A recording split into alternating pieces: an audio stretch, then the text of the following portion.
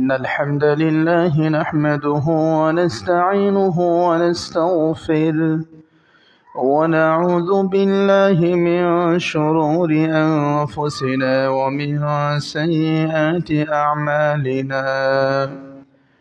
من يهده الله فلا مضل له ومن يضلل فلا هادي له.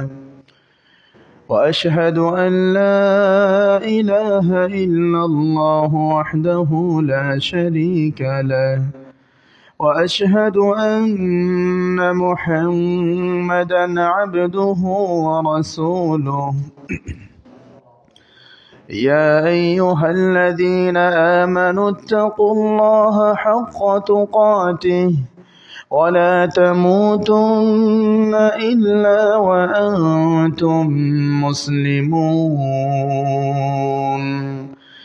يا أيها الناس اتقوا ربكم الذي خلقكم من نفس واحدة وخلق منها زوجها وبث منهما رجالا كثيرا ونساء.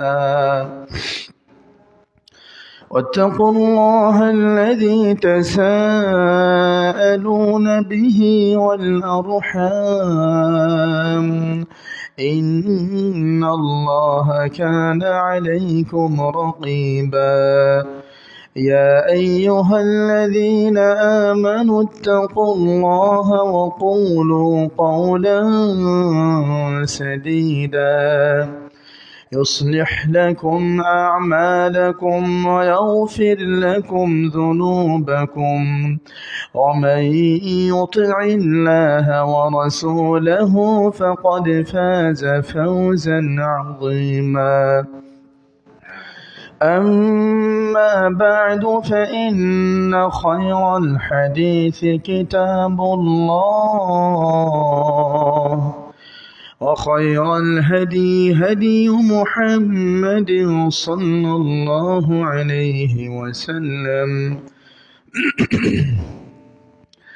وشر الأمور محدثاتها وكل محدثة بدعة وكل بدعة ضلالة وكل ضلالة في النار.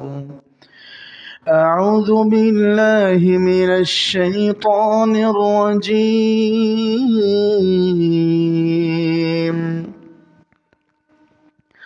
بسم الله الرحمن الرحيم. وأقم الصلاة طرفي النهار وزلفا من الليل إن الحسنات يذهبن السيئات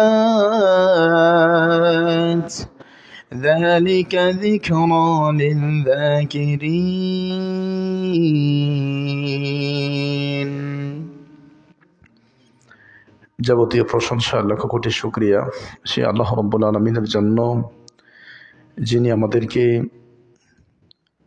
আল্লাহর ঘর মসজিদে আল্লাহর বিধান জুমার সালাত আদায়ের জন্য নির্দিষ্ট সময়ে প্রচণ্ড শীতকে উপেক্ষা করে কাজকর্মকে বিদায় দিয়ে আল্লাহর সন্তুষ্টির জন্য আল্লাহর ঘরে মেহমান হওয়ার সুযোগ দিয়েছেন। সে আল্লাহর প্রশংসা করে আমরা বলি আলহামদুলিল্লাহ। দরুদ ও সালাম বর্ষিত হোক আমাদের প্রিয় নবী, শেষ নবী, নবী মুহাম্মদ বিন আবদুল্লাহ সাল্লাল্লাহু আলাইহি ওয়াসাল্লামের উপর। সংক্ষিপ্ত আকারে দরুদ পড়ছি। আল্লাহুম্মা সাল্লি আলাইহি আল্লাহুম্মা বারিক আলাইহি। সম্মানিত সমবেত মুসল্লিবৃন্দ, আজকের জুমার সংক্ষিপ্ত খুতবার বিষয় সালাত পরিত্যাগকারীর বিধান। আজকের জুমার সংক্ষিপ্ত আলোচনার বিষয় সালাতের গুরুত্ব এবং যারা সালাত পড়ে না, নামাজ পড়ে না, তাদের সম্পর্কে ইসলাম কি বলে। কোরআন ও বিশুদ্ধ সুন্নাহর আলোকে উক্ত বিষয়ে সংক্ষিপ্ত সময়ে আলোচনা করার চেষ্টা করব। আল্লাহ আমাদের সকলকে আলোচনা বোঝে আমাদের জীবনে আমল করার তৌফিক দান করুন, আমিন। আমার প্রিয় ভাইয়েরা, একজন মুমিনের জীবনে কালিমার পরে, কালিমা শাহাদাতের পরে সবচেয়ে গুরুত্বপূর্ণ ইবাদত হলো সালাত। কালিমা শাহাদাত পড়ে শান্তির ধর্ম ইসলামে আমরা প্রবেশ করি। কালিমার স্বীকৃতির মাধ্যমে আমরা শান্তির ধর্মে প্রবেশ করি, কিন্তু এই কালিমার স্বীকৃতি নষ্ট হয়ে যায়, মুসলিমের ইসলাম নষ্ট হয়ে যায়, মুমিনের ঈমান নষ্ট হয়ে যায়। মুসলিম এবং মুমিন তার ঈমানকে হারিয়ে বেঈমান, নাস্তিক, হিন্দু, খ্রিস্টান, অমুসলিমদের মতো হয়ে যায়, স্থায়ী জাহান্নামী হয়ে যায় একটা ইবাদতকে ছাড়ার কারণে, সেটা হলো সালাত। যারা সালাতকে ছেড়ে দেয়, সালাত ঠিক মতো আদায় করে না, তাদের সম্পর্কে ইসলাম এত কঠিন হুঁশিয়ারি এবং ভয়ঙ্কর তথ্য দিয়েছে। অন্য কোনো ইবাদত সম্পর্কে ইসলাম এতটা জটিল এবং ভয়ঙ্কর তথ্য দেয় নাই। আমার প্রিয় ভাইয়েরা, সালাতের গুরুত্ব এবং যারা সালাত পড়ে না বেনামাজি, তাদের বিধান। সালাত একটি আশ্চর্য ইবাদত, যে ইবাদত কারো কোনো বিপদ আপদের কথা শোনে না। অসুস্থ আছেন, বিপদে আছেন, কোনো সমস্যায় টেনশনে আছেন, হাসপাতালের বেডে আইসিইউতে শুয়ে আছেন, কোনো কথায় অসুস্থের কোনো বিষয় সালাত শুনবে না, আপনাকে ছাড় দেবে না। সালাত পড়তেই হয়, এর কোনো মাফ নেই, ছাড় নেই। কিন্তু এটা চূড়ান্ত একটি বিষয় যে আমাদের আহলে হাদিস সালাফিরা, আমাদের আকীদা বিশুদ্ধ হয়েছে আলহামদুলিল্লাহ, কিন্তু সালাতে আমরা এতটাই গাফেল। আমাদের মসজিদগুলো মুসল্লি শূন্য থাকে, আমাদের মসজিদগুলোতে মুসল্লি খুঁজে পাওয়া যায় না। আধা কাতার, এক কাতার, দেড় কাতার, শুধুমাত্র জুমার দিন ছাড়া আমাদের ছোট্ট মসজিদগুলো মুসল্লি দিয়ে ভরে না। তার মানে আমরা সালাত পড়ি না, আমরা বেনামাজি। আমাদের মধ্যে বেনামাজির এত প্রভাব, আমার ভাই কি বলবো, জুমার খুতবা শুরু করেছে, আপনারা এক কাতার মুসল্লি এখনো হন নাই। মানুষ থাকলে না কথা বলা যায়, খুতবার সময়ই সংক্ষিপ্ত, আমরা সংক্ষিপ্ত সময়ই কথা বলবো। তো যেই সাবজেক্ট সালাত পরিত্যাগকারীর বিধান, এটা আমি এখন শুরু করলে একটা সেন্টেন্স, একটা বাক্য যদি ছুটে যায়, যেটা আপনার জন্য সবচেয়ে বেশি গুরুত্বপূর্ণ, ছুটে যাক, এটা আমরা চাই না। আমরা চাচ্ছিলাম আপনাদের উপস্থিতি। যা হোক, জমার খুতবার সময় তো চলেই যাবে, আপনি আসেন আর না আসেন, আমাকে যে বিষয় দেওয়া হয়েছে সেই বিষয়ে আমরা চলে যাচ্ছি, আর এদিক সেদিক কথা না বলে। আমার ভাইয়ারা, সালাত পরিত্যাগকারীর বিধান সম্পর্কে আমাকে বিষয় দেওয়া হয়েছে, ভালো করে খেয়াল করবেন। চারটা কথা মনে রাখবেন, এই চারটা কথার উপর ডিপেন্ড করে আজকের বক্তব্য আমরা শেষ করবো ইনশাআল্লাহ। এবং শেষে আমাদের একটা সামাজিক কুসংস্কার আছে, সেটা নিয়ে আমরা 5-10 মিনিট কথা বলবো। সালাত পরিত্যাগকারীর বিধান, চারটা কথা। একদম টোটাল নামাজ পড়ে না, টোটাল কখনোই সালাত পড়ে না, এরকম যারা আছে, এদের ব্যাপারে ইসলামের বিধান বা ফতোয়া হচ্ছে এরা কাফের। 1, 2, সালাত তো পড়েই না, নামাজ পড়ে না।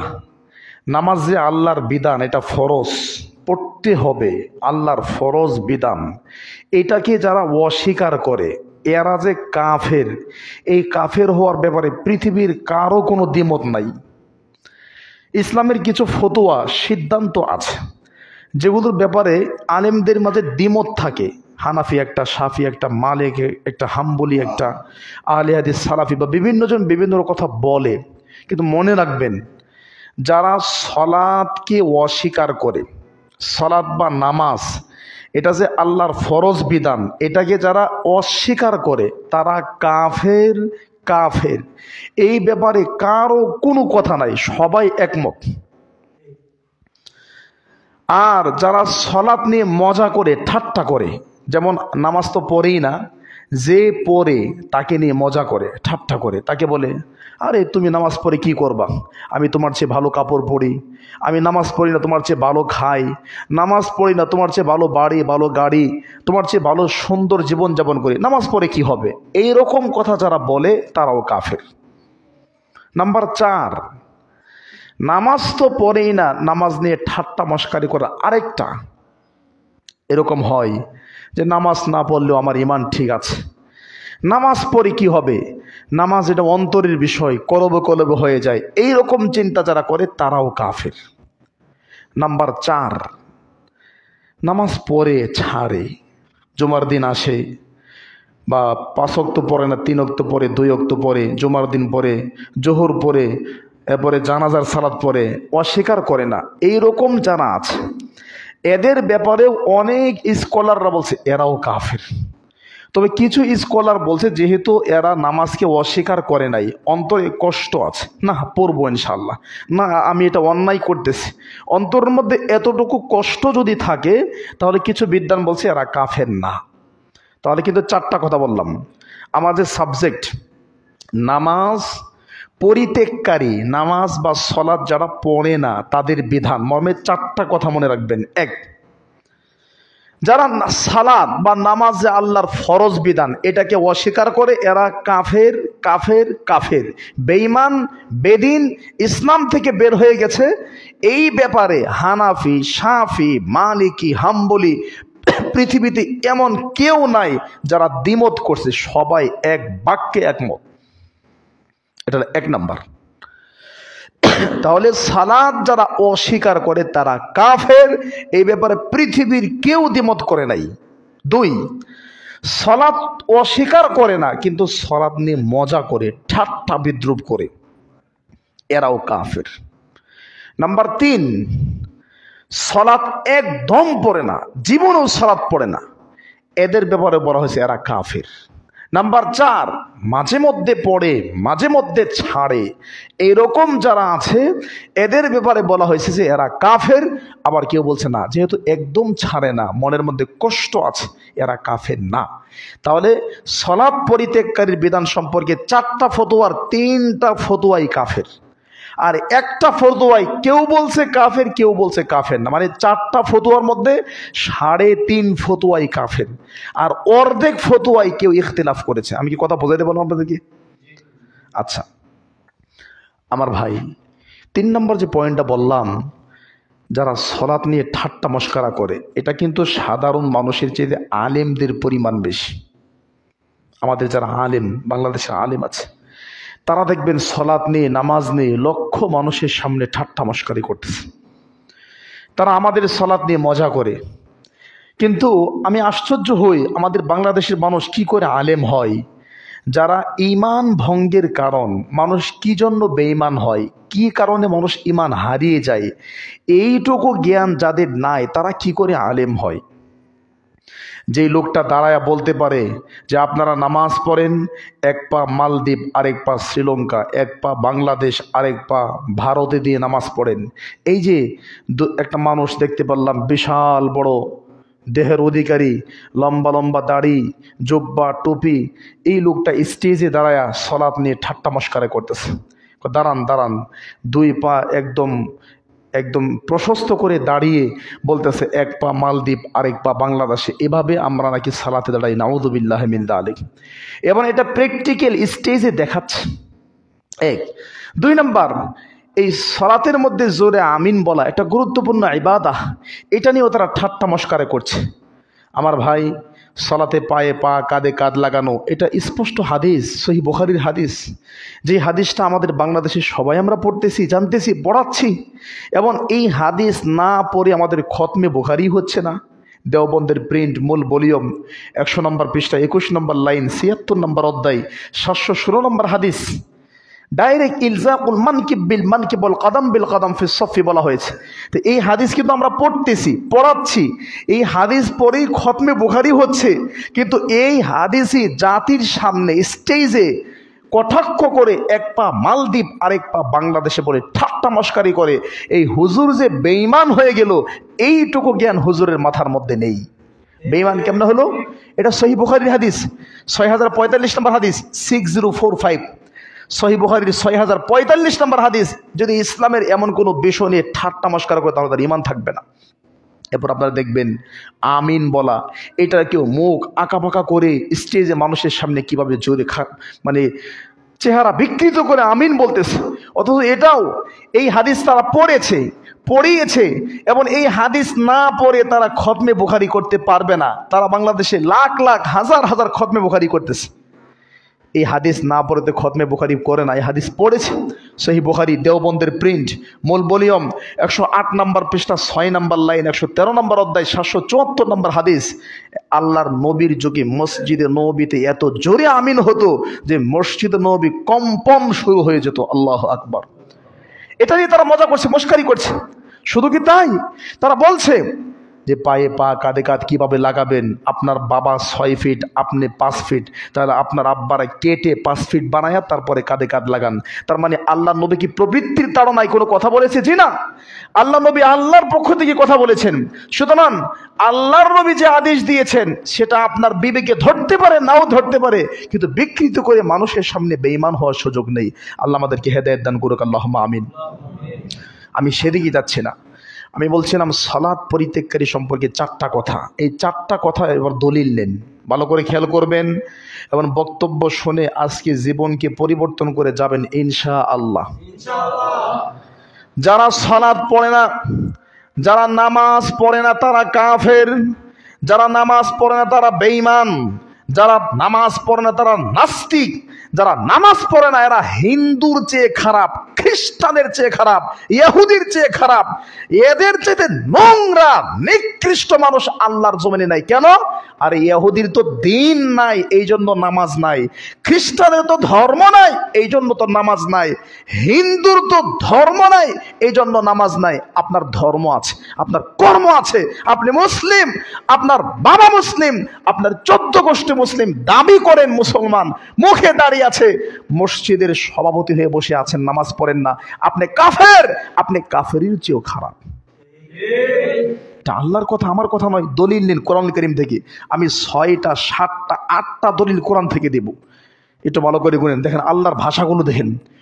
1 নম্বর সালাত পরিত্যাগকারী সম্পর্কে আল্লাহ কি বলছেন? কোরআন কারীম পারা নাম্বার 10 পৃষ্ঠা নাম্বার 6 লাইন নাম্বার 12 সূরাতুত তওবা আয়াত নাম্বার 5 এবং 6।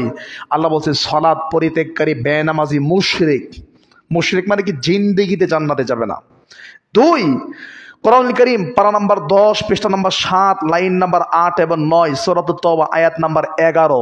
আল্লাহ বলছে যারা নামাজ পড়ে না তারা তোমাদের ধর্মীয় ভাই না, তারা বেদিন, তারা বিধর্মী, তারা তোমাদের ধর্মীয় মুসলিম বাইনা, ইমানদার বাইনা, তারা তোমাদের বেদিন বিধর্মী, এরা মুসলিম থেকে বের হয়ে গেছে। আয়াতগুলো আমি পড়তেছি, জাস্ট আপনাকে জানাচ্ছি, প্রত্যেকটি আয়াত পর আমরা দলিল দিব ইনশাআল্লাহ। 3 নম্বর দলিল আল্লাহ সুবহানাহু ওয়া তাআলা বলেছেন কোরআন কারীমের পারা নাম্বার 16 পৃষ্ঠা নাম্বার 8 লাইন নাম্বার 9 সূরাত মারিয়াম আয়াত নাম্বার 59। যারা নামাজ পড়ে কিন্তু হানাফিদের মতো দেরি করে পড়ে, বিশেষ করে ফজর এবং আসরকে যারা পড়ে এমন সময়ে পড়ে যেটাকে রাসূল সাল্লাল্লাহু আলাইহি সাল্লাম বলছেন যে হাদিসের ভাষায় নামাজকে মেরে ফেলে, নামাজকে হত্যা করে, এইরকম নামাজি যারা আছে টাইম মতো পড়ে না, নামাজ পড়ে কিন্তু টাইম মতো পড়ে না, এরাও জাহান্নামে যাবে আল্লাহ বলেছেন। 4 নম্বর দলিল, নামাজ না পড়লে মুশরিক হবেন। মুশরিক আল্লাহ বলছেন কোথায় পাবেন? কোরআন কারীম পারা নাম্বার 21 পৃষ্ঠা নাম্বার 6 লাইন নাম্বার 13 সূরাতুর রুম আয়াত নাম্বার 31। আল্লাহ বলছেন নামাজ পড়ো, ছাড়লে কিন্তু মুশরিক হয়ে যাবা। আয়াতগুলো পড়ে শোনাচ্ছি আপনাকে একটু পরে।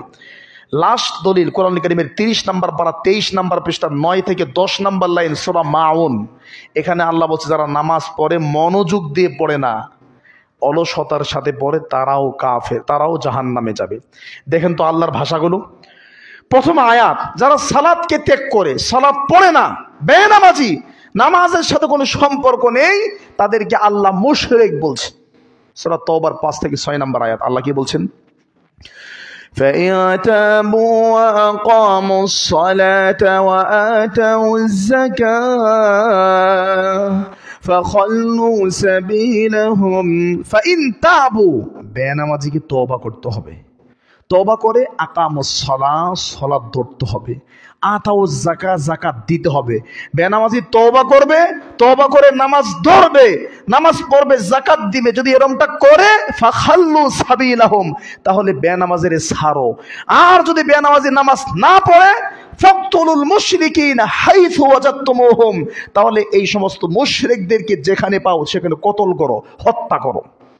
কথা মনে বুঝেন না আপনারা? এই আয়াতের মাধ্যমে আল্লাহ মুশরিকদেরকে হত্যা করতে বলছে। এরপরে বলছি এরা যদি সালাত পড়ে তাহলে মুশরিক না, মুমিন। আর সালাত না পড়লে মুশরিক। আমার ভাইয়েরা, আপনি নামাজ পড়েন, আপনার ছেলে নামাজ পড়ে না, সম্পর্ক নষ্ট হয়ে গেছে।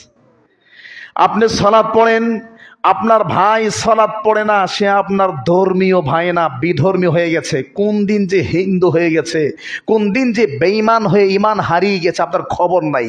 তারে ভাই বললে আপনার গুনাহ হবে, তার বাড়িতে দাওয়াত খেলে আপনার গুনাহ হবে, তার মেয়ের সাথে আপনার ছেলের বিবাহ দিলে গুনাহ হবে। বিবাহ হবেই না, কারণ আল্লাহ বলছে সে তোমার ভাই না, সে বেদিন হয়ে গেছে। দলিল নেন, কোরআন কারীম পারা নাম্বার 10 পৃষ্ঠা নাম্বার 7 লাইন নাম্বার 8 থেকে 9 সূরাতুত তওবা আয়াত নাম্বার 10 থেকে 11 আল্লাহ বলছেন, فإن تابوا وأقاموا الصلاة وآتوا الزكاة فإخوانكم في الدين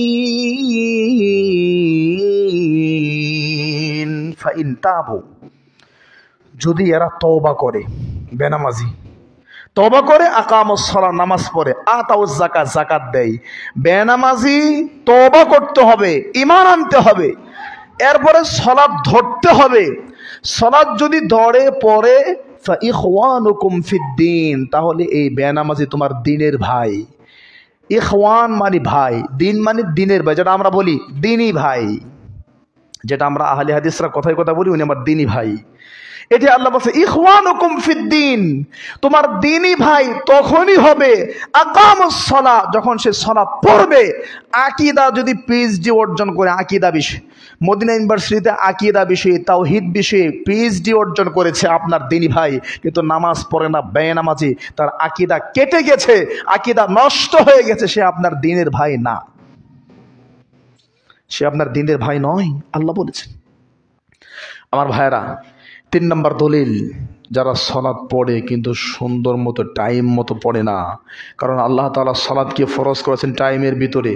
কোরআন কারীমের 5 নম্বর পারা 14 নম্বর পৃষ্ঠা 9 থেকে 10 নম্বর লাইন সূরা নিসা 4 নম্বর সূরা, আল্লাহ বলছেন ইন্নাস সালাতা কানাত আলাল মুমিনিনা কিতাবাম মাওকুতা,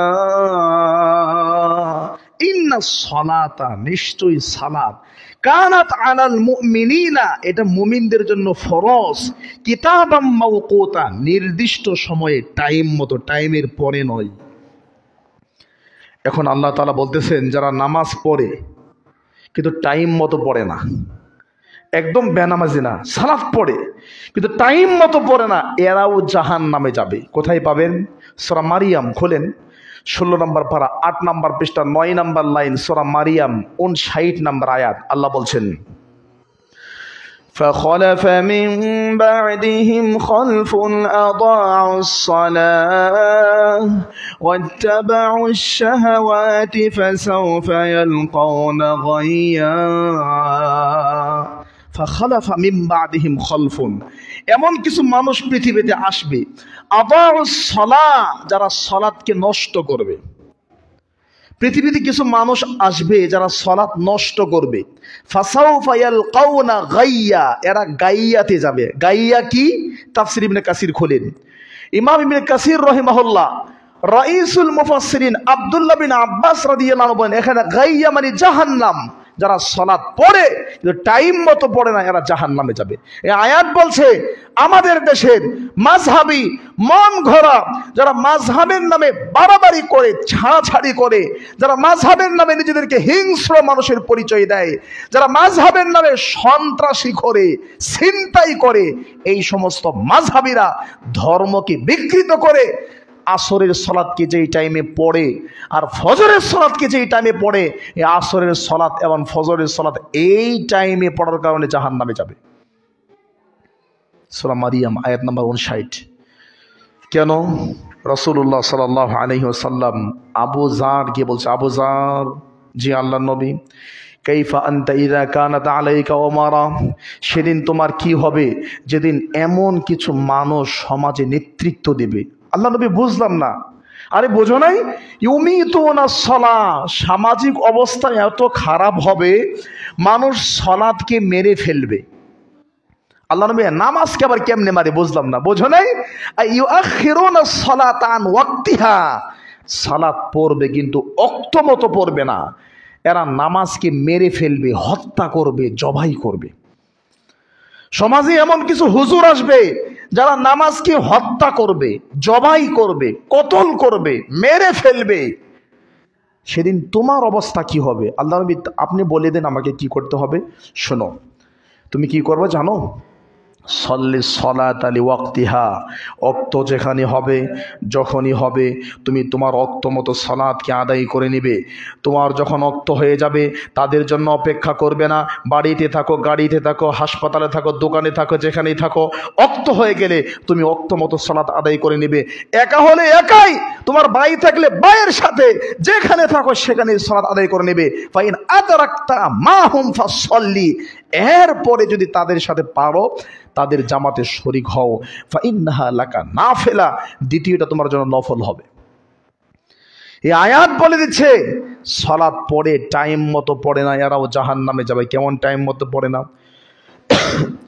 রাসূলুল্লাহ সাল্লাল্লাহু আলাইহি ওয়াসাল্লাম ফজরের সালাতে ৮০ থেকে ১০০টা আয়াত তেলাওয়াত করতেন। ভাবা যায় এই লম্বা ফজরের সালাত সালাম ফেরানোর পরে সহিহ বুখারীর হাদিস, আয়েশা রাদিয়াল্লাহু তাআলা আনহা বলছেন, মুতালাফিআতিন বিমুরুতিহিন্না, আমরা মসজিদে নববীতে আল্লাহর নবীর পিছনে ফজরের সালাত শেষ করে যখন বাড়িতে ফিরতাম, আমরা মহিলা এবং পুরুষ রাস্তা দিয়ে বের হয়ে যেতাম, কিন্তু আমাদের কেউ কাউকে চিনত না। লা ইউরাফনা মিনাল গালাস, আমরা নবীর পিছনে ফজরের নামাজ পড়তাম। ফজরের নামাজে নবী লম্বা কেরাত পড়তেন, লম্বা কেরাত পড়ার পরে সালাম ফিরাই আমরা যখন বাড়িতে যাইতাম, লা ইউরাফনা মিনাল গালাস, অন্ধকার এত থাকতো, অন্ধকারের কারণে আমাদের কেউ কাউকে দেখতাম না। তাহলে বলেন ফজরের নামাজে নবী ৮০ থেকে ১০০ আয়াত তেলাওয়াত করতেন, কত লম্বা কেরাত পড়তেন। কেরাতের পরে বাড়িতে যাওয়ার সময় কেউ কাউকে চিনত না। তার মানে ফজরের টাইমটা কখন কখন তারা পড়েছেন আর আমরা কখন ফজর পড়ছি চিন্তা করেন। যেটা চাকরি যখন তখন চলে যেতে পারে, ইমাম সাহেব যদি নাই, মুয়াজ্জিন বলছে ওঠেন ওঠেন, ওয়াক্ত হয়েছে, সালাত পড়তে হবে, উঠে দেখে ২ মিনিট আছে, দৌড় দিয়ে ওযু করে যায় নামাজে দাঁড়াইছে, রাতের বেলা মেলামেশা করছে, এই কথা আর মনে নাই। আর ইমাম যদি হানাফি মাযহাবের ইমাম হয়, দাঁড়ায় যদি সালাম ফেরানোর পরে মনে পড়ে, বাপরে বাপ আমার তো গোসল ফরজ ছিল, গোসল যে করি নাই। ইমামের বাবারও শক্তি নাই, গিয়ে গোসলটা কইরা বলবে দাঁড়ান আমি আইতাছি, সূর্য ওঠার আগে আরেকবার সালাত পড়বে, এটা ইমামের বাপেরও শক্তি নাই, আছে নাই, কারণ সালাম ফেরানোর পরে সূর্য উঠে যায় একটু পরেই। অথচ আল্লাহর নবী সাল্লাল্লাহু আলাইহি সাল্লাম রাতের বেলা স্ত্রীদের সাথে মেলামেশা করেছেন, সালাতে দাঁড়ায় গেছেন, ইকামত হয়ে গেছে, আল্লাহ নবী বলছেন তোমরা তোমার জায়গায় থাকো, কেউ জায়গা থেকে ওঠো না, সবাই এখানে দাঁড়ায় থাকো। নবী গেছেন, গিয়ে গোসল করছেন, গোসল করে এসে আবার যায় নামাজে দাঁড়াইছেন। আল্লাহ নবীর মাথার চুল থেকে পানি ঝরছে, এরপরে আল্লাহ নবী সালাত ইমামতি করেছেন। আল্লাহ নবী তাহলে কখন ফজরের টাইম কখন আদায় করেছেন আপনারা চিন্তা করেন আর আমরা চিন্তা করি। আসরের টাইম তো বলতেই হয় না, আসরের সালাত মাযহাবী মসজিদে আদায় করার পরে ডায়াবেটিসের রোগী যদি বাথরুমে যায় আর টয়লেট করে বের হয়ে আসে, ওযু করার টাইম পাবে না, মাগরিবের টাইম হয়ে যাচ্ছে। এভাবে সালাত পড়ে জান্নাতে যাওয়া যাবে না।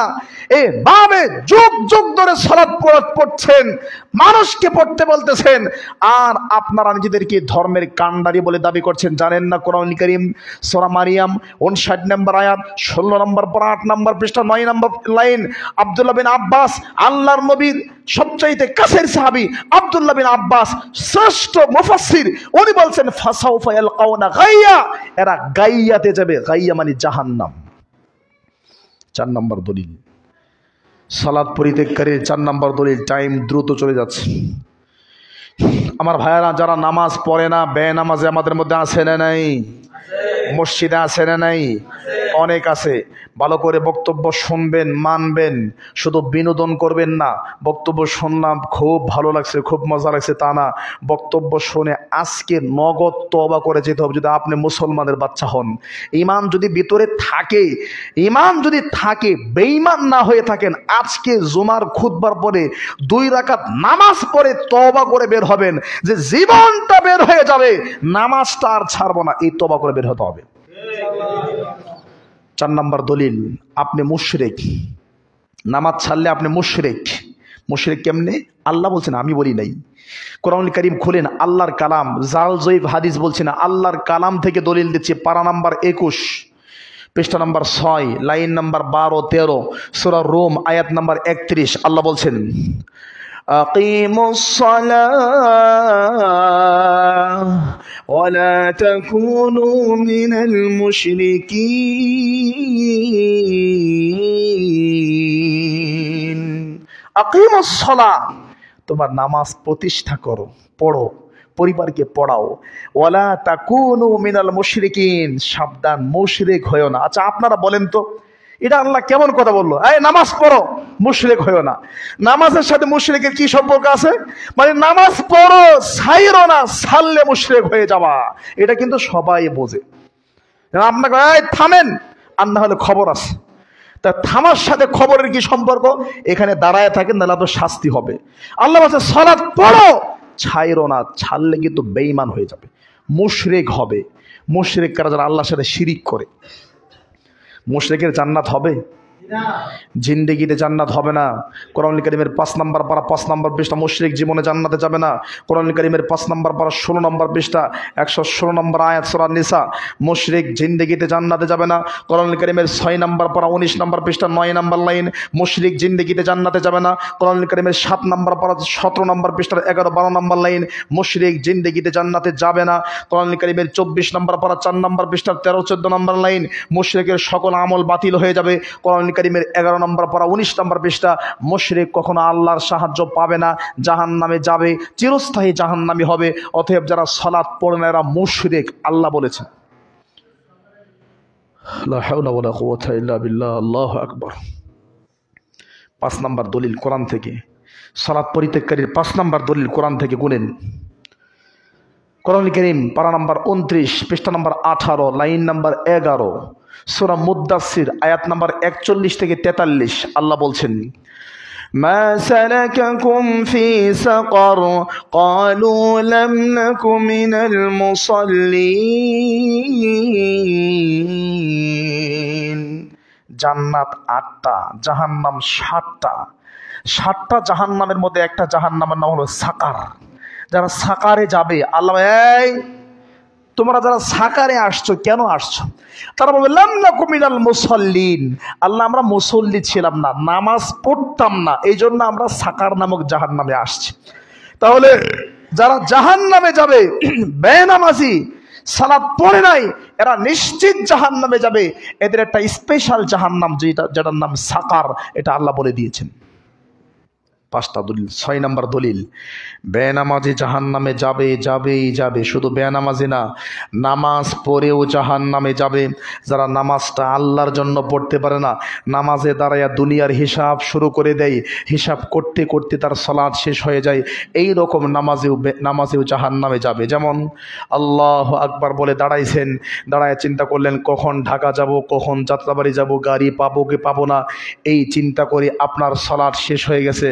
সালাম ফিরে মনের মধ্যে কোনো তৃপ্তি পান নাই, এই সালাতও আপনাকে জাহান্নামে নিয়ে যাবে। আল্লাহ বলেছেন, ফাওয়াইলুল লিল মুসাল্লিন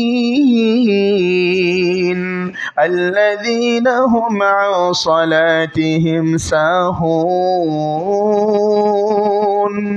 আল্লাযীনা হুম ইউরাউন।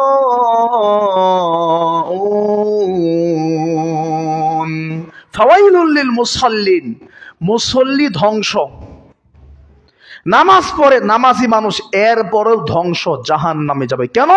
আল্লাযীনা হুম আন সালাতিহিম সাহুন, নামাজ পড়ে মনোযোগ দিয়ে পড়ে না, যেমনে মন সেমনে পড়ে, পাগল ছাগলের মতো পড়ে, সালাতের মধ্যে কোনো মনোযোগ নাই, পড়তে হবে তাই পড়ে, মানুষকে দেখানোর জন্য পড়ে, এরাও জাহান্নামে যাবে। আমি কোরআন থেকে আপনাকে ৬-৭টা দলিল দিলাম। বেনামাজি কাফের, বেনামাজি কাফের, বেনামাজি বেঈমান, বেনামাজি মুশরিক, বেনামাজি হিন্দুর চেয়ে খারাপ, খ্রিস্টানের চেয়ে খারাপ। এটা আমি কোরআন থেকে আপনাকে 6টা দলিল দিয়ে বোঝালাম। এখন সিদ্ধান্ত আপনার কাছে, আপনি বেঈমান থাকবেন, কাফের হয়ে থাকবেন নাকি মুসলমান হয়ে থাকবেন, সিদ্ধান্ত আপনার কাছে। চলেন এবার একটু হাদিসের দিকে যাই। এতগুলো আয়াত কোরআনে থাকার পরেও আপনাদের সবচাইতে বড় প্রিয় মানুষ মুফাসসির কোরআন, তাফসিরুল কোরআনের বিরাট বড় বড় মাহফিলে যারা তাফসির করে বেড়াচ্ছে, যাদেরকে স্টেজে নিয়ে যাওয়ার জন্য শত শত মানুষকে আহত করতে হচ্ছে, এত বড় বড় ফলোয়ার্স, এই সমস্ত নামদারি তাফসিরে কোরআনের, তাফসিরুল কোরআন মাহফিলের ভণ্ড মুফাসসিররা, এরা বলে কোরআনের একটা আয়াত কেউ দেখাইতে পারবো না যে নামাজ না পড়লে জাহান্নামে যাবে, এটা কোরআনের একটা আয়াত কেউ দেখাতে পারবে না। আপনারা নাউজুবিল্লাহ বলতে পারেন না? বাংলাদেশে এখন বড় বড় তাফসিরুল কোরআন মাহফিল হচ্ছে, 8 লাখ 10 লাখ 15 লক্ষ মানুষ হচ্ছে। কেউ তো এটা আবার আবেগে বলতে গিয়ে 39 কোটি বলতেছে। 39 কোটি মানুষ নাকি হচ্ছে বাংলাদেশে? আছে 39 কোটি মানুষ, বাকি তাহলে ফেরেশতার না ওই শয়তান হয়েছে। হ্যাঁ, লা হাওলা ওয়ালা কুওয়াতা ইল্লা বিল্লাহ। আমার ভাই, ওই সমস্ত তাফসিরুল কোরআন মাহফিল তাদের জন্য নিয়ামত ছিল। জাতির সামনে মদ্দে মুজাহিদের মতো বলিষ্ঠ কণ্ঠে তাদের একটা কথা বলা দরকার ছিল, পৃথিবীর মানুষ আকীদা শুদ্ধ করেন, ঈমানকে ঠিক করেন। আপনার জান্নাতে যাওয়ার জন্য আকীদা এমন ঈমান জরুরি, জিনা আকীদার কথা নেই, তাওহীদের কথা নেই, ঈমানের কথা নেই, বরং সালাতকে বিকৃত করে এরা বলছে কোরআনের একটা আয়াত নাই যে আয়াতে কেউ দেখাইতে পারবে সালাত না বললে জাহান্নামে যাবে। এই সমস্ত বন্ড আলেমদেরকে যদি আপনারা বর্জন করতে না পারেন, তাহলে আল্লাহর পক্ষ থেকে গজব শুরু হবে। আরেক পাগল তো বলছে ঈমানের পরে নামাজ, এটা কে কইছে আপনার করে? ঈমানের পরে নামাজ কে বলছে? জাল মাদানি, মদিনা থেকে যারা পড়াশোনা করে আসছে তাদেরকে মাদানি বলতে হবে, তারাই মাদানি হওয়ার উপযুক্ত। যাত্রাবাড়ির মাদানী নগরে পড়াশোনা করে মাদানি হওয়া যায় না। যাত্রাবাড়ির মাদানী নগরে পড়াশোনা করে জাল মাদানি হয়ে জাল ফতোয়াই দেওয়া যায়। শুধুমাত্র চিল্লাচিল্লি করলে আলেম হওয়া যায় না। কয়েকদিন আগে বলছে ঈমানের পরে কালিমার পরে নামাজ, এ কথা আপনার করে কে বলছে? আপনারা সারা জীবন ভুল শুনে আসছেন। কালিমার পরে নামাজ না, কালিমার পরে ইসলামী আন্দোলন, জিহাদ করতে হবে। নাউজুবিল্লাহি মিন যালিক। দলিল দিচ্ছে আল্লাহর নবী খাইবার খন্দক খনন করতে বলছে, যুদ্ধ করতে বলছে। আল্লাহু আকবার। আমি আপনাকে নগদ কোরআন থেকে 6-7টা দলিল দিলাম, নগদ স্টেট। এখন ভিডিও হচ্ছে, ভিডিওতে চ্যালেঞ্জ করে গেলাম, যেগুলো দলিল দিয়েছে একটা ভুল দিন আপনারা চেক করে দেখেন, এখন চেক করেন। যদি তাই হয় তাহলে আপনার বিবেককে প্রশ্ন করেন। আজকে যারা জাতির কর্ণধার হয়ে দাঁড়িয়ে আছে, যারা তাফসিরুল কোরআনে মাহফিল করছে, 15 লক্ষ 20 লক্ষ মানুষ হচ্ছে, সেখানে সালাতের কথা নেই, তাওহীদের কথা নেই, ঈমানের কথা নাই। ওই সমস্ত মুরগি চোরেরা জাতির সামনে দাঁড়ায় কথা বলতে পারে না। তারা কোন ক্রিকেটার কার বউ নিয়ে পালায় গেছে এটা নিয়ে প্রতিবাদ জানাতে পারে, কে কোন বিমানবালারে বিয়ে করছে এটার প্রতিবাদ হতে পারে, ছাগল চুরি হয়েছে, মুরগি চুরি হয়েছে এটার প্রতিবাদ হতে পারে, হিন্দুদের মন্দিরে আক্রমণ করছে এটার প্রতিবাদ হতে পারে, আহলে হাদিস সালাফিদের মসজিদকে কোরআন এবং সুন্নাহর আমলের কারণে ভেঙে দেওয়া হচ্ছে, আহলে হাদিসদের মাহফিলগুলোকে ভাঙচুর করা হচ্ছে, ইসলামিক কনফারেন্সে আঘাত করা হচ্ছে। তাদের চোখের মধ্যে এগুলো লাইভ তো দূরের কথা, কোনো প্রতিবাদের বাক্য নাই। এরা বোবা শয়তান। আল্লাহর জমিনে প্রকাশ্য শয়তান যদি থাকে তাহলে এরাই আছে। ভারাক্রান্ত হৃদয়ে কথা বলতে হয়। এ দেশের মাটিতে হিন্দু তার ধর্মকে মূল্যায়ন করতে পারে, খ্রিস্টান তার খ্রিস্টীয় চিন্তাকে মূল্যায়ন করতে পারে, বৌদ্ধ তার বৌদ্ধ চিন্তা ভাবনাকে মূল্যায়ন করতে পারে। শুধু কি তাই, হিন্দুরা এদেশে হিন্দুদের পূজা মণ্ডপে সিকিউরিটি আছে, হিন্দুদের পূজার মধ্যে সিকিউরিটি আছে, তাদের মন্দিরের মধ্যে সিকিউরিটি আছে, ধর্মীয় অনুষ্ঠানকে সিকিউরিটি আছে। কিন্তু সালাফি আহলে হাদিসরা কোরআন এবং সুন্নাহর কথা বলবে, ধর্ম ব্যবসা নষ্ট হবে। জাহেল মূর্খ ইবলিসের বংশধর এই বোবা শয়তানরা কি করে এগুলো বাধা দিতে পারে? ভাষাগুলো কঠিন হচ্ছে, হৃদয়ে রক্তক্ষরণ হয়, তাই ভাষা। কেন আপনি সিলেটের মাহফিলকে বন্ধ করে দিলেন? কেন আপনি কুমিল্লা, কচুয়া, চাঁদপুরের সেই মাহফিলকে বন্ধ করে দিলেন? কেন আপনি আহলে হাদিসের মসজিদকে দখল করলেন? কি ঈমান আপনার আছে?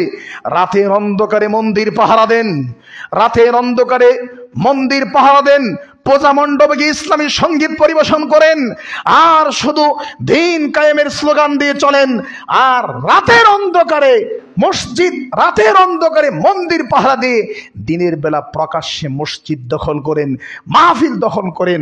আরে ছিনতাইকারী দেখার জন্য গুলিস্তান যাওয়া দরকার নাই। আপনার চেয়ে বড় ছিনতাইকারী দুনিয়াতে আর কেউ নাই, আপনি বড় ছিনতাইকারী।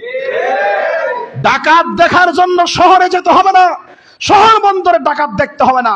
এখন বর্তমান বাংলাদেশের হুজুররাই সবচেয়ে বড় ডাকাত।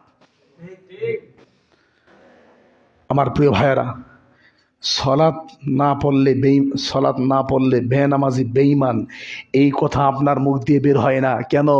500 বাড়ি আর জর্দা খাইতে খেতে গেছে, মাথার ব্রেন গেছে, পয়সা গেছে, মুখের কাছে গিয়ে তো সালাম দিতে পারি না, মুখ থেকে দুর্গন্ধ আসে, টয়লেটের এসে বেশি দুর্গন্ধ আসে, কারণ জর্দাও হালাল করে নিয়েছেন, মাকরু মানে হালাল। আমার ভাইয়ারা, ভারাক্রান্ত রয়েছে হৃদয়ে, কলিজার মন থেকে কথাগুলো বলতে হচ্ছে আল্লাহর কাছে। এই কথাগুলো এই জন্য বলতেছি, একমাত্র সালাফি আহলে হাদিসরাই ফতোয়া, এটাই চূড়ান্ত ফতোয়া, সকল ইমাম একমত, যারা সালাত পড়ে না, বেনামাজি, নামাজকে পরিত্যাগ করেছে, এরা কাফের। কিন্তু এই ফতোয়া তাদের গায়ের মধ্যে লেগে যায় কেন জানেন? ধর্ম ব্যবসা বন্ধ হবে। আপনার আব্বা মারা গেছে, জি, কতদিন নামাজ পড়ে নাই? 6 মাস নামাজ পড়ে নাই। দেন ক্যালকুলেটর দেন, 6 মাসে কত ওয়াক্ত হয়, কত ওয়াক্ত কত টাকা হয়, এত টাকা হিসাব করে পকেটের মধ্যে নিয়ে হুজুর ধর্ম ব্যবসা করে। এই জন্য হুজুরের মুখ দিয়ে ফতোয়া বের হয় না যে নামাজ না পড়লে জাহান্নামে যেতে হবে। এই ফতোয়া এই বোবা শয়তানের মুখ দিয়ে বের হয় না। আমার বলবেন যে আপনি আলেমদেরকে বোবা শয়তান বলছেন। আমার ভাই, যারা সত্যকে প্রকাশ করতে পারে না, তারা যদি বোবা না হয়, তাহলে এটা কিভাবে বোবা হয়? এরাই প্রকৃত বোবা। যাদের সামনে যারা সত্যকে প্রকাশ করলেই পারত যে আহলে হাদিসের আমল করে ঠিক আছে, আমাদের মাযহাবে নাই, আচ্ছা আমরা মানলাম না, এটা আমাদের চিন্তা, তাদের আমল ঠিক আছে, তাদেরকে করতে দাও, এইটুকু সাহস করে কি বলা যায় না? কেন অন্তরটা এত সংকীর্ণ কেন? আমার ভাই, আলোচনার বিষয় ছিল সালাত পরিত্যাগকারী, অন্যদিকে চলে গেলাম, এটা বলার দরকারও ছিল। আমার ভাই, যারা সালাত পড়ে না তারা কাফের, বেঈমান, নাস্তিক, এটা আমরা প্রমাণ করলাম। এবার চলেন হাদিস থেকে বলি। অসংখ্য হাদিস রয়েছে, হাদিসগুলো আপনারা পেয়ে যাবেন মুসলিমের 180 নম্বর হাদিস, মুসলিম শরীফের 202 4 নম্বর হাদিসে পেয়ে যাবেন, মুস্তাদ আহমদ সহিহুল জামি 4143 নম্বর হাদিসে পেয়ে যাবেন বেনামাজি কাফের। মুসলিম শরীফের 180 নম্বর হাদিসে পাবেন বেনামাজি কাফের। সহি আত-তারগিব খণ্ড নম্বর 1 পৃষ্ঠা নম্বর 382 বেনামাজি কাফের। সহি আত-তারগিব 1 নম্বর খণ্ড 385 নম্বর পৃষ্ঠা, বেনামাজি কাফের, বেঈমান, নাস্তিকের চেয়ে খারাপ। শুধু কি তাই, মুসনাদ আহমদ এবং মেশকাতের 61 নম্বর হাদিস, বেনামাজি আল্লাহর জিম্মা থেকে মুক্ত হয়ে যায়। এই যে আমি আপনাকে প্রায় অনেকগুলো হাদিস বললাম, প্রত্যেকটা হাদিস থেকে আপনাকে বোঝানোর চেষ্টা করলাম বেনামাজি কাফের। হাদিসগুলোর এবারত বলার টাইম নাই, জুমার খুতবা শেষের দিকে আমি কোরআন থেকে 6-7টা দলিল দিলাম বেনামাজি কি, হাদিস থেকে 5-6টা দলিল দিলাম বেনামাজি কাফের। কোরআন এবং হাদিসের পরে কি সাহাবীদের কথা গ্রহণযোগ্য নয়। এই জাহেলরা আমাদেরকে অপবাদ দেয়, আমরা নাকি সাহাবীদেরকে মানি না, আমরা এই সাহাবীদেরকে প্রকৃতপক্ষে মূল্যায়ন করি। সাহাবায়ে কেরামের বক্তব্য 2622 2622 নম্বর হাদিস, তিরমিজি। আল্লাহর নবী সাল্লাল্লাহু আলাইহি সাল্লামের সাহাবীরা বলছে, নবীর যুগে কোনো আমল ছাড়াকে আমরা কুফরি মনে করতাম না, কোনো আমল ছাড়লে আমরা কাউরে কাফের বলতাম না, তবে যারা নামাজ ছাড়তো আমরা এদেরকে কাফের মনে করতাম। কোরআন থেকে দলিল পাইলাম বেনামাজি কাফের, কোরআনের নিচে হাদিস, হাদিস থেকে দলিল পাইলাম বেনামাজি কাফের, হাদিসের নিচে সাহাবীর বক্তব্য, সাহাবীর বক্তব্য থেকে পেলাম 2622 নম্বর হাদিস। আল্লাহ নবীর সাহাবীরা বলছে, নবীর যুগে যারা নামাজ ছাড়তো আমরা এদেরকে কাফের মনে করতাম। স্পষ্ট বক্তব্য হয়ে গেল। আরও নিচের দিকে যদি আসেন, 4 ইমাম, অসংখ্য ইমাম রয়েছে, তার মধ্যে 4 ইমাম। ইমাম মালিক রহিমাহুল্লাহ বলছেন, বেনামাজিকে ধরো, লাঠি পিটা করো, তওবা করতে বলো, তওবা করলে বাঁচবে, না করলে জল্লাদ দিয়ে ওর কল্লা উড়াইয়া দেওয়া হবে। ইমাম শাফি রহিমাহুল্লাহ বলছেন, বেনামাজিকে ধরো, লাঠির পিটা মারো, তওবা করতে বলো, তওবা করলে বাঁচবে। বেনামাজি তওবা না করলে যদি মুসলিম রাষ্ট্র হয়, ইসলামিক রাষ্ট্র হয়, তাহলে জাল্লাদ দিয়ে ওর কল্লা কেটে ফেলতে হবে। 10 লক্ষ হাদিসের হাফেজ ইমাম আহমদ বিন হাম্বল রহিমাহুল্লাহ বলছেন, বেনামাজিকে ধরো, 3 দিন জেলখানায় বন্দি করে রাখো। বেনামাজিকে ধরো, 3 দিন জেলখানায় বন্দি করে রাখো। বেনামাজিকে তওবা করতে বলো, তওবা করলে বেনামাজি বাঁচবে, তওবা না করলে বেনামাজির বাঁচার অধিকার নেই। ইমাম আবু হানিফা রহিমাহুল্লাহর একাধিক বক্তব্যের একটা বক্তব্য হলো, বেনামাজিকে ধরো, জুতার বাড়ি মারো, বেনামাজিকে ধরো, জুতা পিটা করো, তওবা করলে বাঁচবে, না করলে বেনামাজি বাঁচার কোনো উপায় নেই। কোরআন থেকে দলিল দিলাম কি? কোরআন থেকে দলিল দিলাম বেনামাজি কাফের, হাদিস থেকে দলিল দিলাম বেনামাজি কাফের, সাহাবীর বক্তব্য থেকে দলিল দিলাম বেনামাজি কাফের, আরো নিচে 4 ইমামের বক্তব্য থেকে দলিল দিলাম যারা নামাজকে অস্বীকার করে তারা কাফের। বেনামাজির বেঁচে থাকার অধিকার নেই।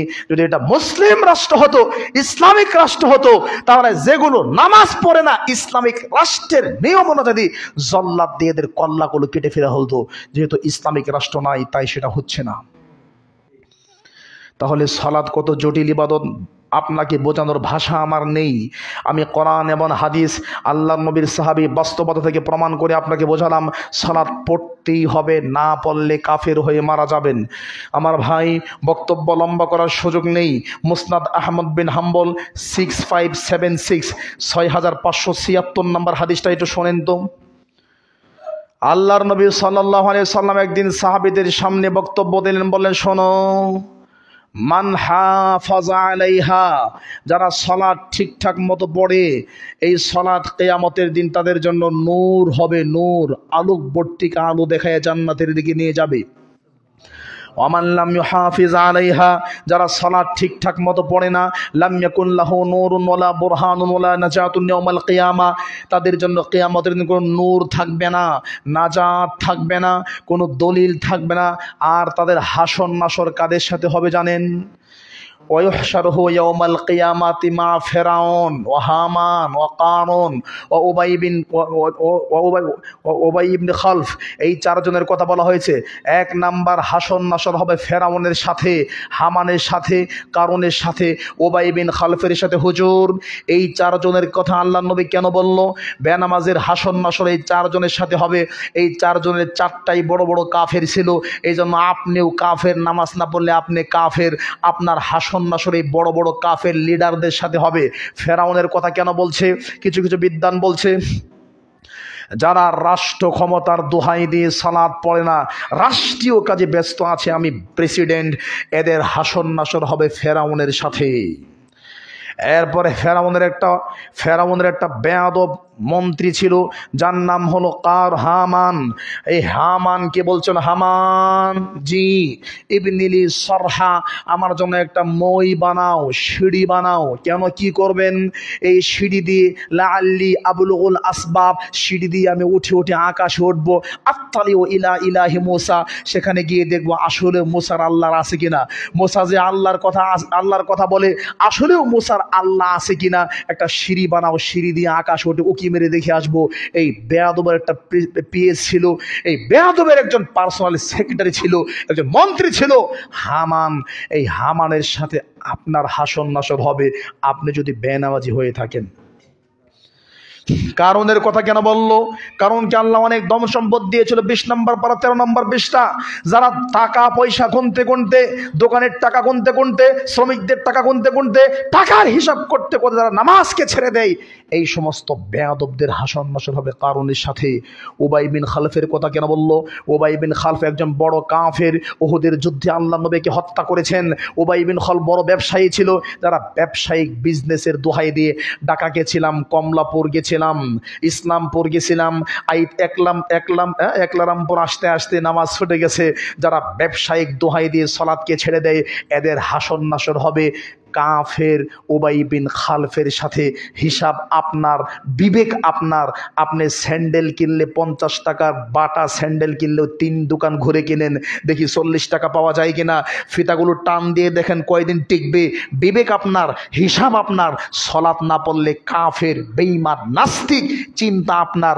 আজকে নগদ তওবা করে মসজিদ থেকে বের হতে হবে, হতেই হবে। আসরের আজকে যেমন জুমার সালাতে মসজিদ ভরা দেখেছি, আসরের সালাতে যদি ঈমান ভিতরে থাকে আপনাদেরকে দেখতে চাই। আর যদি বলেন আমি বেঈমান, বেঈমানের বাচ্চা, আমি হিন্দুর বাচ্চা, আমি খ্রিস্টানদের বাচ্চা, যান, আপনার ব্যাপারে আমার কোনো আপত্তি নাই। আর যদি মুসলমানের বাচ্চা হন তাহলে আপনাকে আসরের নামাজ থেকে মসজিদে দেখতে চাই, আপনাকে আসরের নামাজে এই মসজিদে দেখতে চাই। যদি মুসলমানের বাচ্চা হয় দেখেন অন্তর ঈমান থাকে। আর যদি সালাতকে ছেড়ে দেন তাহলে আপনি কাফের, আপনি নাস্তিক, আপনি বেঈমান, আপনি হিন্দুর চেয়ে খারাপ। হিন্দুর ধর্ম নাই, এই জন্য তো হিন্দু নামাজ পড়ে না। আপনি ধর্মের দাবি করেন কিন্তু নামাজ পড়েন না।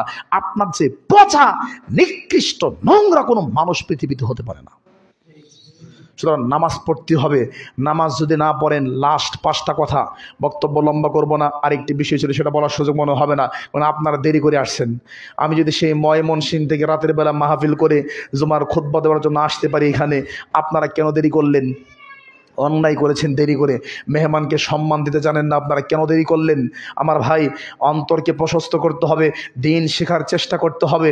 বলছিলাম সালাত না পড়লে 5টা কাজ করতে হবে। কয়টা কাজ? 1, বেনামাজি মারা গেলে ওই বেনামাজিকে গোসল দেওয়া যাবে না, ইসলামের বিধান। হিন্দুর যেমন গোসল হয় না, এই বেনামাজিকে গোসল দেওয়া যাবে না। 2, বেনামাজি মারা গেলে দাফন কাফন হবে না, ওরে কাফনের কাফন পড়ানো যাবে না। অমুসলিমদেরকে যেমন কাফনের কাফন পড়ানো হয় না, এই বেনামাজি বেয়াদবটাকে কাফনের কাপড় পড়ানো হবে না। 3, বেনামাজি মারা গেল ওর জানাজার নামাজ নাই। জানাজার নামাজ আপনি কার জন্য দোয়া করবেন? বলবেন আল্লাহ আপনি আরে ক্ষমা করেন, মাফ করেন, জান্নাত দেন, জান্নাতে ভালো বউ দেন, হুর দেন, এই দোয়া করবেন। বেনামাজি নাস্তিক বেঈমানের জন্য এই দোয়া করবেন? জিনা, এই দোয়া করা হারাম। জানাজার নামাজ পড়া হারাম। জানাজার নামাজ যে পড়াবে সে বড় কবিরা গুনাহ করবে, যারা পড়বে এরাও কবিরা গুনাহ করবে, ওর লেগে দোয়া করলেও পাপ হবে। এই 3টা তো হলোই না। এই বেনামাজিকে মুসলমানদের, আপনাদের একলারামপুর যে সকলের জাতীয় একসাথে যে কবর আছে, মনে করেন একটা বড় কবরস্থান আছে, সেখানে মুসলমানদের কবর, মুসলমানদের কবরস্থানে এই বেনামাজি বেয়াদবকে কবর দেওয়া যাবে না। কারণ কেন যাবে না? আপনি যখন কবরস্থানে ঢুকবেন কি বলে ঢুকবেন? আসসালামু আলাইকুম ইয়া আহলাল কবর, সবাইকে সালাম দিবেন, কিন্তু এই বেনামাজিকে সালাম দেওয়া যাবে না। এই বেনামাজি বেঈমান যে ঈমান হারিয়ে মারা গেছে, এর কবর যদি ওখানে থাকে তাহলে তো ওকেও আপনি সালাম দিলেন। এই জন্য ওর কবর ওই মুসলমানদের গুরুস্থানে দেওয়া যাবে না। ওর লাশটাকে কুত্তার লাশের মতো দূরে ফেলাই দিতে হবে, যাতে দুর্গন্ধ না আসে। শুধু কি তাই? এই বেনামাজি যদি একলারামপুর এলাকার মানুষ হয়, তার যদি 20টা ছেলে থাকে, 20টাই যদি দাওরা হাদিস মাস্টার্স করে মদিনা ভার্সিটি থেকে পিএইচডি করে আসে, বড় বড় আলেম, কিয়ামত পর্যন্ত এই বেনামাজি আব্বার জন্য 1 সেকেন্ডের জন্য দোয়াও করতে পারবেন। আল্লাহ আমার বাপরে ক্ষমা করো, এই কথা বললে পাপ হবে। আল্লাহ আমার বাপরে ক্ষমা করো, এই কথা বললে পাপ হবে। আল্লাহ আমার বাপরে ক্ষমা করো, মারে ক্ষমা করো, এই কথা বললে পাপ হবে। এই দোয়াও করা যাবে না। নেন এবার ঠেলা সামলান, ফতোয়া কোন দিকে নেবেন দেখি। আপনি আমার ফতোয়া উল্টেই দেন, বলেন যে এটা ভুল বলছেন, বলেন আপনি এখন বলেন, নগদ টাইম আছে, এখন বলেন যে আপনার এই কথা রং হয়েছে। যে না, বুকের মধ্যে সাহস নিয়ে আল্লাহ আমাকে যতটুকু শক্তি দিয়েছে আল্লাহর জন্য আপনারা নামাজ পড়েন না, মনের এই কষ্টে বলছি, বেনামাজি যারা আছেন নগদ এই মুহূর্তে আপনি তওবা করবেন। কারণ দাঁড়ায় যে বলবেন আল্লাহু আকবার তওবা করার আগে, এর আগে তো আপনার হার্টের স্পন্দন বেড়ে যেতে পারে, আপনি স্ট্রোক করে মারা যেতে পারেন। আপনি এখন নগদ স্টক করতে পারেন, এখনই আপনাকে তওবা করতে হবে, এখনই যেখানে বসে আছেন, এখনই আল্লাহ তওবা করে ফেললাম, কারণ নামাজটা বাকি আছে। আর জিন্দেগিতে সালাত ছাড়বো না, ছাড়বেন? সুতরাং আজকের এই বক্তব্য আর লম্বা করছি না। উপস্থিত যারা আছেন অন্তরকে খালেজ করে আল্লাহর জন্য তওবা করেন। আল্লাহ, বেঈমান হয়ে মরতে চাই না, হিন্দু হয়ে মরতে চাই না, খ্রিস্টান হয়ে মরতে চাই না, আল্লাহ ঈমান নিয়ে মরতে চাই। আপনার দুইটা হাত ধরলাম, দুইটা পা ধরলাম, অনুরোধ করলাম, ক্ষমা চাইলাম এবং বিনয়ের সাথে আকুতি মিনতির সাথে আপনাকে বললাম নামাজটা পড়েন ভাই, নামাজ পড়েন। চুরি করতেছেন করেন, ডাকাতি করেন, সুদ খাচ্ছেন খান। পৃথিবীতে এমন কোনো পাপ নাই আপনি বহু পাপের সাথে থাকেন, সেগুলো পাপ আস্তে আস্তে ছাড়েন, কিন্তু নামাজটা ছাইরেন না। নামাজ ছাড়লেন মানে আপনি বেঈমান। চুরি করলে কি জাহান্নামে সারা জীবন জাহান্নামে থাকবেন? ডাকাতি করলে সারা জীবন জাহান্নামে থাকবেন? পৃথিবীতে এমন কোনো পাপ নাই যে পাপ আপনাকে সারা জীবন জাহান্নামে রাখবে। একমাত্র সলাৎ না পড়লে সারা জীবন জাহান্নামী। ফেরাউন যেমন জাহান্নামী, আপনি তেমন জাহান্নামী। আবু জাহেল, উতবা, শাইবা, রাবিয়া, হিন্দু, খ্রিস্টান, নাস্তিক, ব্লগার, কাফের, মুরতাদ, এরা যেমন জাহান্নামী আপনি তেমনই জাহান্নামী। জিন্দেগিতে জান্নাতের ফয়সালা হবে না। এবার এই কথা আপনার বলে লাভ নাই। শীতকালকে একটু বেশি পড়ছে, শীতকে সহ্য করতে পারতেছেন না। এখন যদি ধাক্কা দিয়ে আপনাকে দাউদকান্দি ব্রিজের নিচে ফেলায় দেই, আধা ঘন্টা থাকলে আপনি বরফ হয়ে যাবেন, মরে যাবেন। তাহলে এবার চিন্তা করেন, দাউদকান্দি ব্রিজে নিচে ফেলায় দিলে আধা ঘন্টা টিকার যোগ্যতা নাই, তাহলে জাহান্নামের শাস্তি আপনি কেমনে সহ্য করবেন? আজকে যদি গরমকাল হতো, এসি লাইট ফ্যান সব বন্ধ থাকতো, বক্তব্য দেওয়ার সময় শরীর গরম হয়ে যেত। সূর্য তো শত হাজার মাইল, লক্ষ লক্ষ মাইল দূরে আছে, কোটি মাইল দূরে আছে। এত দূর থেকে একলারামপুর মসজিদে আপনি 30 মিনিট বসতে পারেন না, আপনি বেহুশ হয়ে যান, স্ট্রোক করেন। জাহান্নামের শাস্তি কেমনে ভোগ করবেন? পারবেন না। খাতায় লিখে দিলাম পারবেন না। কেন পারবেন না? আপনি দুর্বল মানুষ। সুতরাং তওবা করে জীবনটাকে পরিবর্তন করেন। কোনো উদ্দেশ্য নাই, একটা উদ্দেশ্য। আজকের বক্তব্যের পরে যারা এখানে আছেন, আর কোনো মানুষ কি বেনামাজে থাকবেন? আল্লাহর কথা দেন, হাত তুলে ওয়াদা করেন। হাত তুলে ওয়াদা করছেন, হাত তুলছেন, ফেরেশতা দেখছে, আল্লাহ দেখছেন, ফেরেশতা লেখছে। আমি আপনাদেরকে দেখলাম, সাক্ষী থাকলাম। আপনারা জিন্দেগিতে নামাজ ছাড়বেন? আল্লাহ কবুল করুক, আল্লাহুম্মা আমিন। আমার ভাইয়ারা, আরেকটি বিষয় ছিল, সেটা বলার সুযোগ পেলাম না। আমাদের সমাজে গান বাজনা অনেক বেড়ে গেছে, ঠিক কিনা বলেন? গান বাজনা অনেক, কারণ হারাম খাইতে খাইতে শরীরের রক্ত সব হারাম হয়ে গেছে। এই জন্য হারাম করে শরীরটা হারাম ছাড়া শান্তি পায় না। শরীরের মধ্যে হারাম রক্ত না, এই জন্য গানও হারাম, শরীরের রক্ত হারাম। হারাম দিয়ে হারামকে গরম করতে হয়, কথা বোঝেন নাই? ও শরীরের রক্ত হারাম, সুদ খাই, ঘুষ খাই, আর বিবাহ করতে যাচ্ছে, বিবাহের শুরুতে হারাম দিয়ে শুরু করে। আমার ভাই, একটা কথা বললাম, হারাম খোরের সাথে কোনো আপোষ নাই। হিন্দু হয়েন না। বিবাহের আগে হিন্দু গান বাজনা বাজাবে। আপনি কি হিন্দু? আপনার আব্বা কি হিন্দু ছিল? আমার ভাই, সবসময় মনে রাখবেন, আপনার এই সন্তান, এই যে বাচ্চাটা বসে আছে, যদি 20 বছর পরে এই সন্তানটা আপনাকে ঢিল মারে, তখন আপনি এরে বলবেন, এই তোমার নাম কি? বলবেন না। বলবেন, এই তোমার আব্বার নাম কি? কোন বাড়ি তোমার? কারণ সন্তানকে আপনি বলবেন না, বলবেন তোমার বাবার নাম কি, তোমার দাদার নাম কি, কোন বাড়ির মানুষ। কেন? যে এই সন্তানকে তো আমি চিনি না, ছেলেকে চিনি না, এর বাপকে আমি চিনতে পারি। মনে রাখবেন আমার ভাই, আপনি বিয়ে বাড়িতে যে গান বাজনার ব্যবস্থা করেন, আপনি 3 দিনের ছেলে, যৌবন আসছে তাই বিবাহ করতে চাচ্ছেন, মানুষ কিন্তু আপনাকে গালি দেবেন। আপনার আব্বা যে মরে কবরে বুথ হয়ে আছে, কবরের মধ্যে যে শুয়ে আছে আপনার আব্বা, আপনার দাদা, ওই বাড়িতে গান বাজতে মানুষ আপনাকে বকা দেওয়ার আগে আপনার বাপরে বকবে, আপনার দাদারে বকবে, আপনার বংশরে বকবে। পাপ করেন আপনি, গালি শোনান বাবারে, পাপ করেন আপনি, গালি শোনান দাদারে। লজ্জা হয় না? শরম হয় না আপনাদের? যদি লজ্জা শরম থাকে, আর কোনোদিন হিন্দু বাড়ির মতো মুসলমানের বাড়ি বাড়াবেন না। বিবাহ করার আগে কিসের গান বাজনা? এত গান বাজনা কিসের? এই গান বাজনা হারাম। কখনো গান বাজনা বাজাবেন না। গান বাজনা নিজে বাজায় নিজে পাপ করেন, মানুষকে শোনায় পাপ করেন, মানুষকে ডিস্টার্ব করে পাপ করেন। কতগুলো পাপ জানেন? 1 ডজন পাপ এখানে জড়িত আছে। আমি আজকে বলার সময় পাচ্ছি না, বক্তব্য এখানে শেষ করছি। আল্লাহ আমাদের সকলকে আমল করার তৌফিক দান করুক। আল্লাহ। আসসালামু আলাইকুম দর্শকবৃন্দ, আমাদের একটা কথা